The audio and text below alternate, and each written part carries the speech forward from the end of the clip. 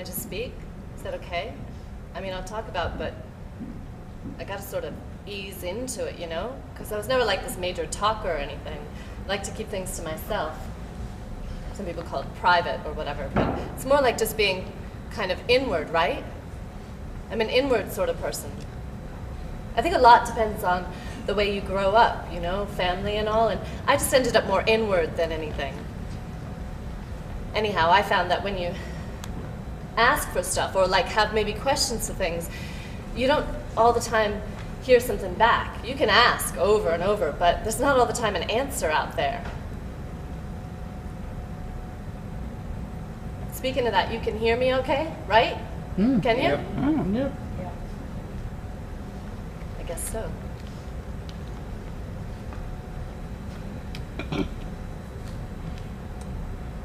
It's interesting, you know, how things will work out.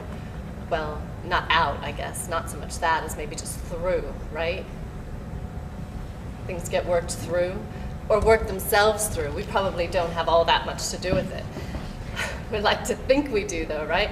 God, like we're in on all the big planetary decisions and shit, but You want to know what I feel? I think we're just spinning around out here, completely out of whack with no way of ever getting it right again. I mean, back on track or whatever.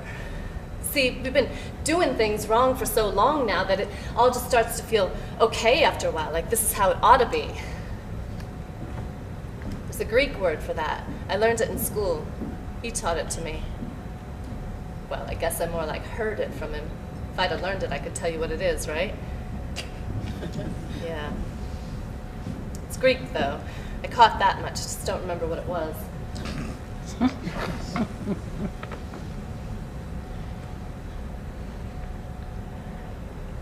No, it's too long ago now. Had something to do with the world, the whole thing, coming off its axis or something, and going off in the wrong direction from how it's all supposed to be. And it's the fault of people, or mortals, that's what my teacher said. Mortals are to blame.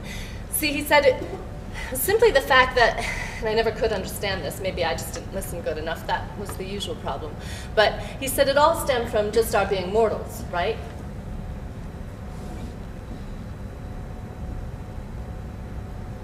So then every problem we got is from being mortals or humans. That's what mortals means. And just because we are what we are, it's like our fault? Explain me that.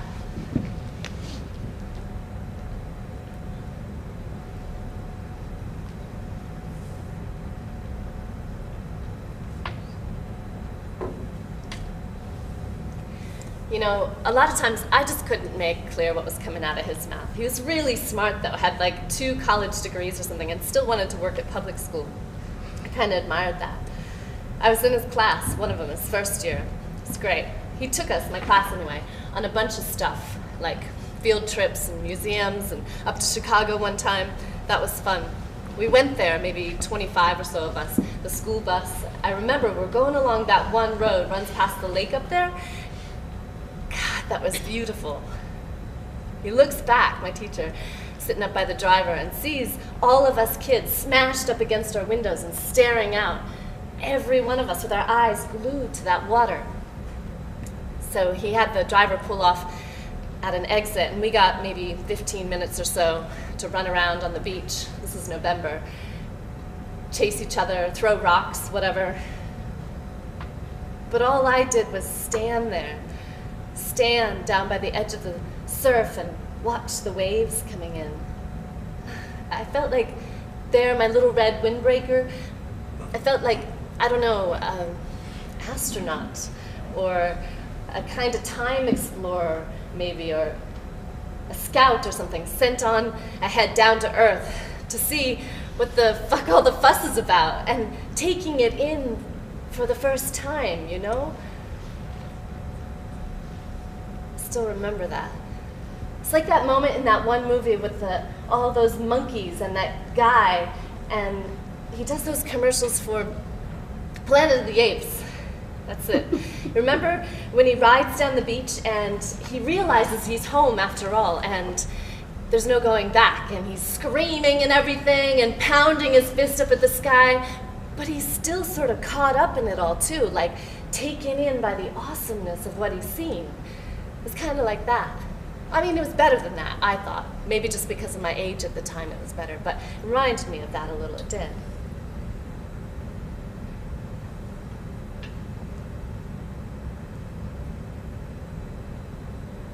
You know, it's funny, he hit on me, my teacher, on one of those trips.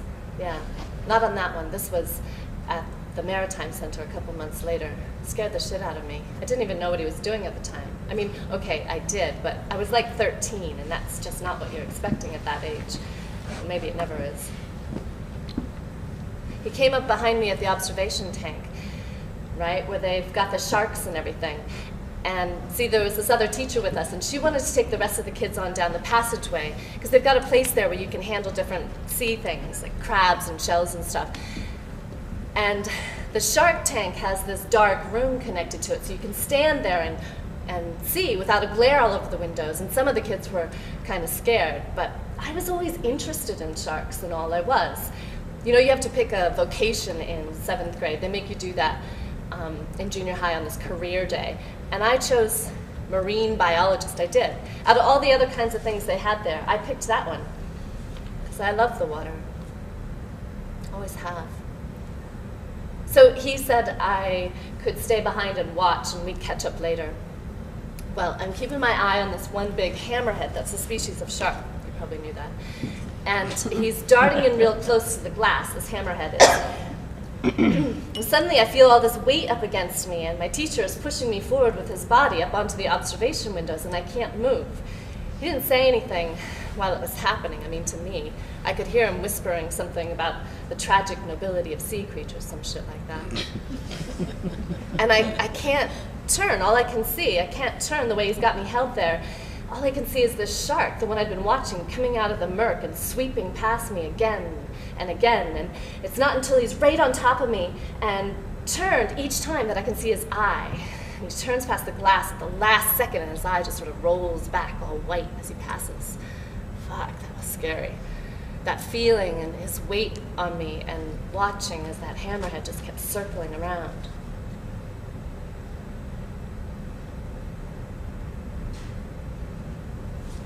Well, what the hell? It's easy to scare a kid, right?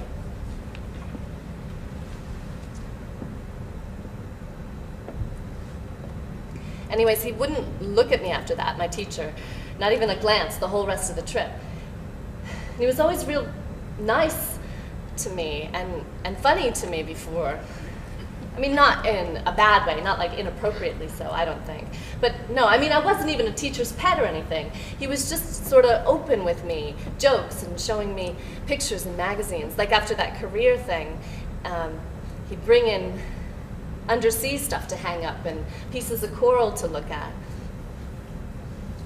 We're starting to be friends, I thought, or at least sort of friendly. Because you know, it's hard for a teacher like in junior high, where nobody cares. Kids just want to do sports and dances and hang out with their friends. So if you need a person who is actually interested, like I was, and I wasn't the smartest or remembered the most, like I said, but I was genuinely interested in things. I wanted to learn, right?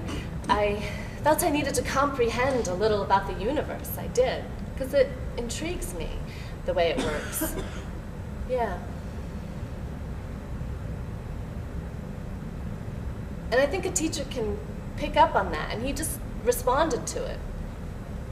So we started to sort of hang out a bit, just at school, in the library, looking at slides in the resource center, lunchtimes. It was good. It's good, that's all. I mean, fuck, I was 13, okay? It was nice to have somebody look at you and not say, to pick up your socks. Something like that. Let's face it, 13's a pretty shitty age, right?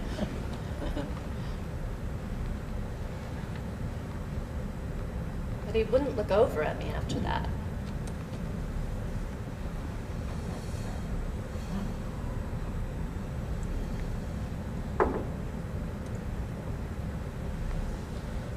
He did give me a ride home, though, from school. He did do that. I mean, nothing, not a look on the outings, it's way away from me on the bus, but back at our building seat, he's responsible for us, and all the parents are there. This is a Friday.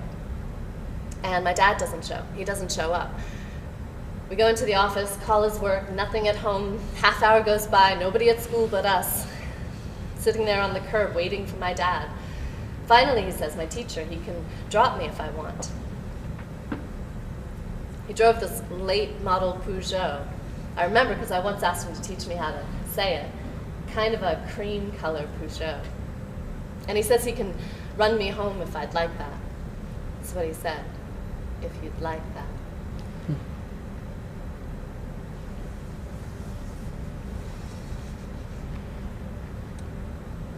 In the car, like this was yesterday, I recall he had this woman singing on the tape player, real soft and painful.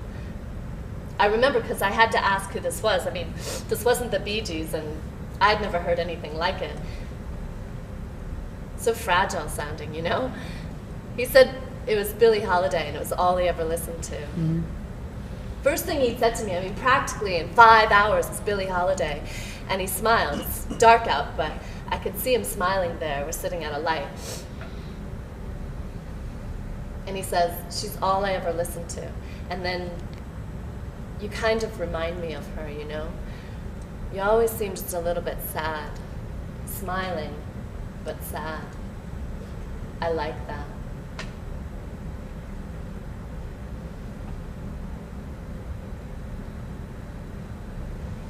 Fuck does that mean, you know? Because listen, you don't say shit like that to a 13-year-old. You just don't. Because if you do, she'll be yours for life. I mean it. She will be.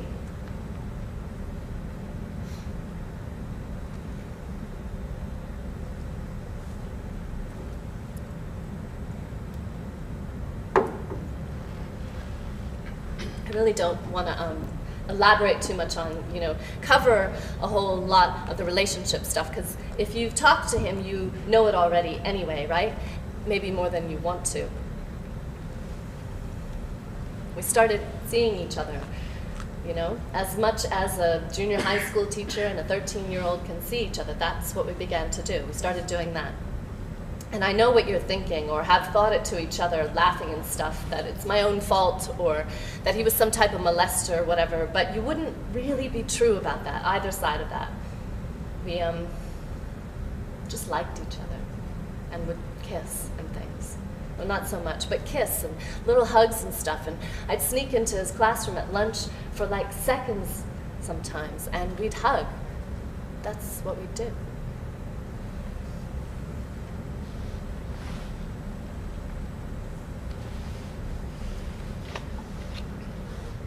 My 14th birthday. It's in March. I'm a Pisces, the fish. How about that? Well, actually, I guess it was really the weekend of. The actual day fell on a Thursday. But on that Saturday, he picked me up at the library, the downtown branch, where I did book sorting on a volunteer basis, because you get a bunch of privileges and stuff if you do it twice a month. And I told her, the volunteer coordinator, she's just a high school girl anyway, I told her I felt sick that day, and he picked me up, and we went driving. I asked where, but he said, it's a surprise. So I just sort of sat back in the old Peugeot, the sunroof was up, it's a real nice day out, and kind of drifted off to the sound of the wind rushing by. The wind and Billie Holiday singing sad on the back speakers.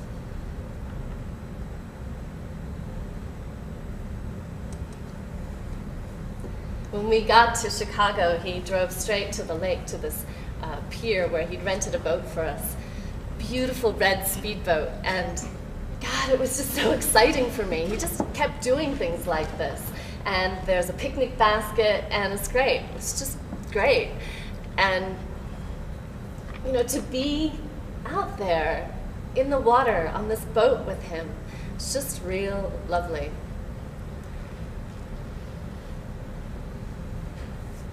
He gave me a bracelet, and it was all wrapped up in wax paper inside my sandwich. Yeah, you believe that? He'd hollowed out my bread and put my present in there, and I just loved that. That was cute. And I got like this beautiful picture book of several Greek stories, mostly of Euripides. Because see, he said Euripides was the most, humanistic, had like the most humanity of the Greek writers. He was the one who was the most at war with this, shit, still can't think of that word. But he was the guy who was really angry because the world happened to be all fucked up just because we were mortals. Anyhow, it had a bunch of really nice drawings in it, and he said I'd like it even more as I got older. I still have it.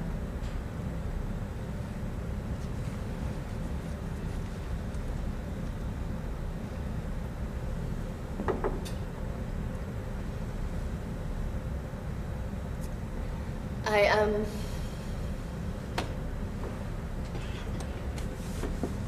found out about the baby, that I was going to have one, in late April, the 23rd, I guess.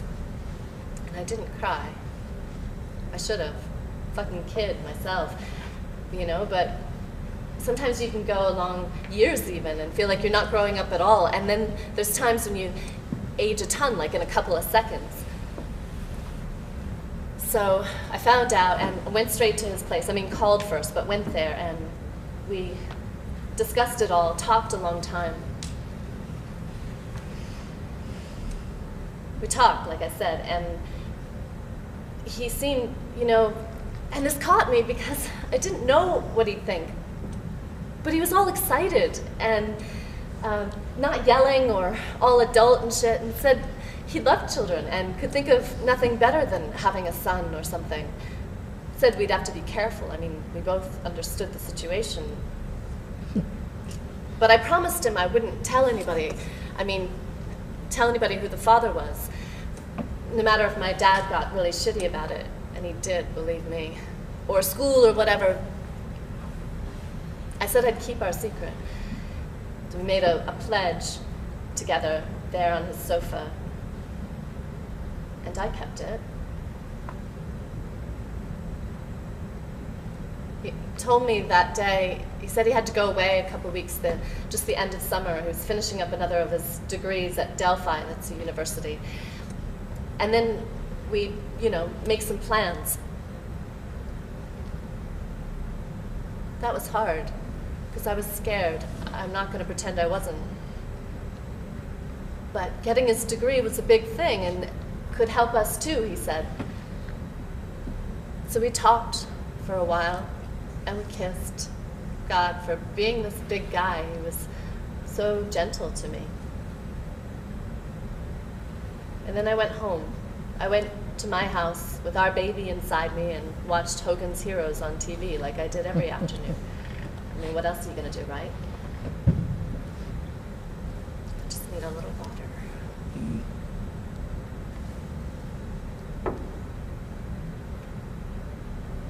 Okay, what else? When I found out he left his position at school, this was by a fluke anyway. I was at the general office during the summer, which was not far from my house, giving them a vaccination report on my brother.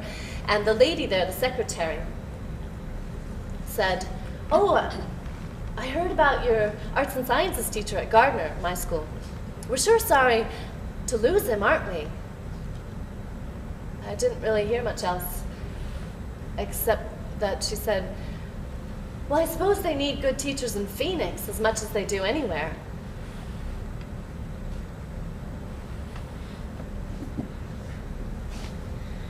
But I didn't ask for an address or anything, you know, I didn't, because I was standing there, suddenly standing there in that office, 14 years old, with a baby in me, and this woman yakking on about my brother needing a German measles booster, and did I know if he'd had one. And it was like I was frozen in time, like the heavens had opened above me at that very second, and all I could hear was the universe. And this woman talking in front of me like I'm her godchild, and all I can make out is the howl of the cosmos. And you know what? It was laughing. It was. All its attention was suddenly turned, and it was laughing, laughing down at me.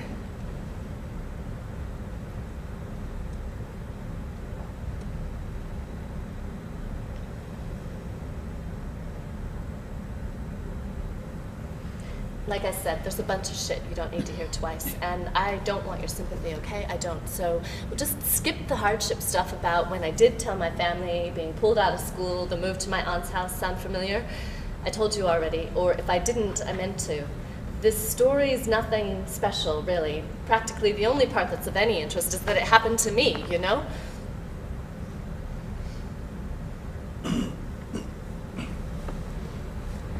Anyways, Billy, that's my son. Billy, William, whatever, was born. A beautiful boy. Just quite great. And although every mom goes off on that, he was. I mean it, he's great. And without getting all shitty about it, I give birth and a couple of years pass. Okay? I did finally contact his father, sent a couple letters, and he wrote back right away. This was, maybe a year, 18 months later, just long enough to make him wonder, you know?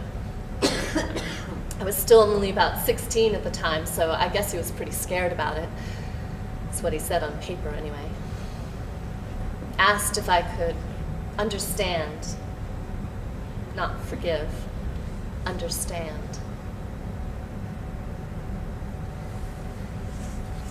I let him know our pact was still safe, and this wasn't like some money thing. I just wanted him to have, if he wouldn't mind so much, a sort of relationship with Billy, through the mail or whatever. I knew there was nothing for us, you know, well, not after that. But I'd send pictures and stuff. We ended up doing it through a postal box, and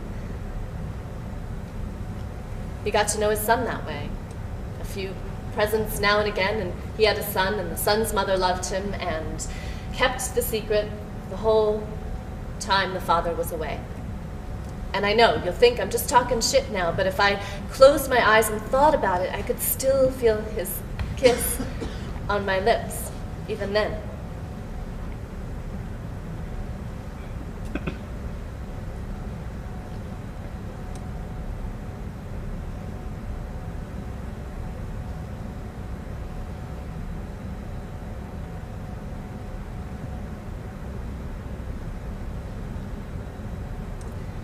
The rest you know.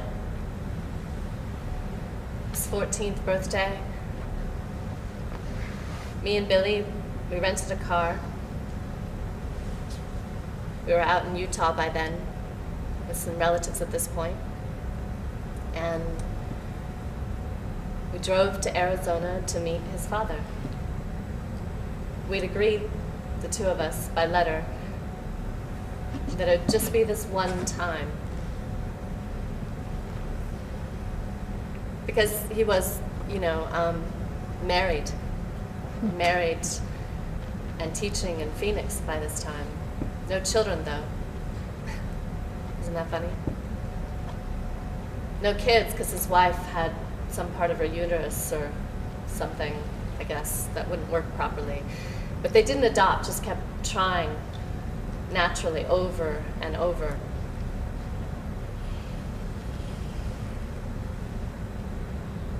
So we'd agreed it would just be this once at a motel in town that he picked. One time that we'd all sit down and see each other again, at least the two of us again.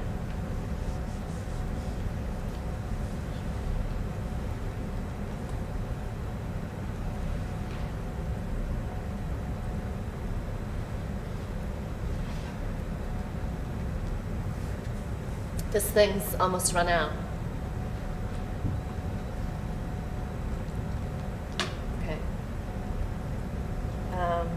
Well, we met at the room. It's a terribly hot day, at least for December it was anyways, that's how I remembered it. We were tired from the travel, but he was there, as promised. Hardly looked any older, which kind of sucked, I thought, because I'd aged. I mean, look at me, right? It's this big moment for Billy. He's all excited, and we even hugged. And it was in that second when he leaned in to kiss me, his head turned towards me, and maybe it was the light coming into the room, but I saw something there in his eyes. He loved this boy. All that shit he'd said to me years ago about children, it was true. He loved kids. But also, he was satisfied. I could see that satisfaction on his face, because he'd gotten away with it all. That was what was shining there in his eyes when he leaned forward to kiss me. He'd beaten fate and gotten away with it.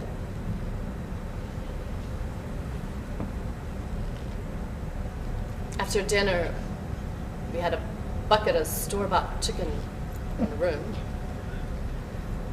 Billy got a couple packages. One was a book of myths. Imagine that. He said he wanted to see us again before we left. He had to run to school for about an hour, science fair, I guess, but he'd be back. He promised he'd be right back. And last time I saw him there at the door, he mentioned that word, well, whatever. He said it again and smiled. As he stepped out onto the balcony, he smiled to me and whispered, well, maybe it's not our fault, right? We're just human after all.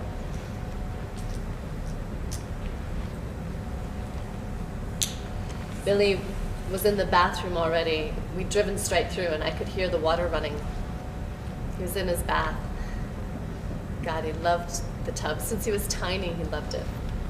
So I knew he was in there, the water filling up around him, and Lady Day, it's what he called Billie Holiday, it's her nickname, and he called her that, playing on his tape player. Stormy weather. And I went into the room, the bathroom, and I could see him in there through a little opening in the liner he pulled shut. His eyes closed and the steam coming up. He didn't struggle really, couldn't actually. The shock of it, I suppose, when the recorder first hit the water. There was really only a quick kind of snapping sound, like the pop of a flashbulb or whatnot, and then the softer sound of him, Billy, kicking a second or two in the water. I turned the taps off a little later.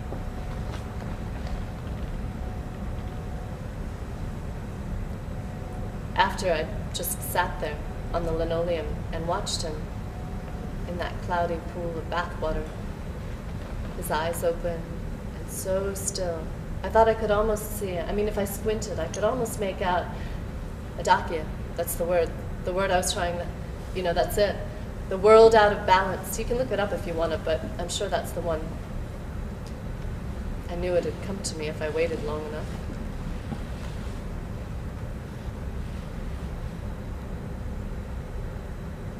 I was picked up in Vegas at a restaurant. You're aware of that, though, obviously. And brought back here.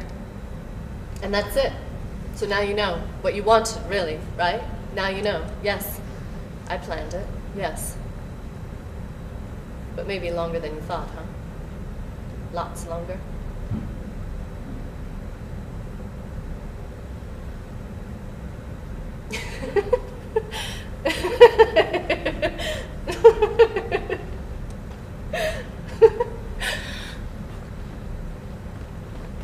And I worry, I do. I mean, about me and all, what's going to happen. It's natural to wonder, though, right? But I'll tell you what gets me through today, the next hour. It's him, my teacher. I can almost see him, I can, down there in Phoenix, probably at a playground, wandering around, Saturday, and he's just stumbling there by himself near the monkey bars. Can't be consoled, right? The truth spilled out now like it is, and all these tears running down and yelling up at the sky, these torrents of tears streaming down and screaming up at the top of his lungs, calling up into the universe, why, over and over. But you know what? In my fantasy, there's never an answer. never is.